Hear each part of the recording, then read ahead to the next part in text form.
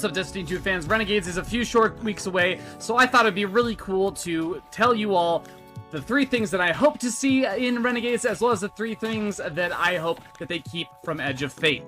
This is not going to be a video that bombs on Destiny 2. We love Destiny 2 here, so let's jump right into it. The first thing that I've really enjoyed about Edge of Fate is the introduction of armor sets. I have really enjoyed mixing and matching different sets in order to try and find that perfect niche use for the build that I've been creating.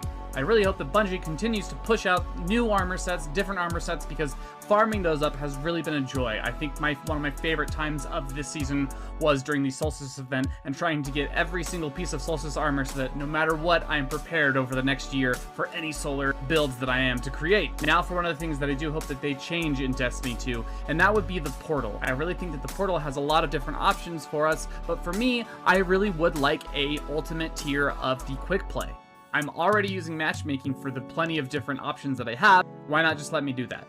As well as I think lately there isn't as much of an oomph or a need or a want to do solo ops, so I think that maybe adding a little bit of extra incentive to jump into the solo op, like maybe a special gun that you can only get in solo ops or a special armor set, would be really nice to have.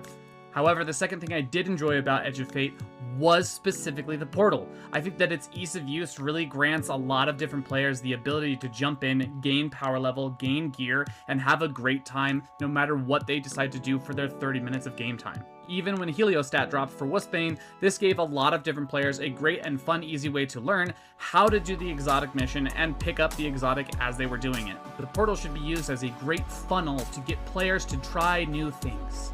And I think that the portal was actually successful in doing that, but it could go further. As for another thing that I hope returns in Renegades is the ability to do things inside of the worlds. We have so many different planets and so many different great areas to be jumping into, why not utilize them?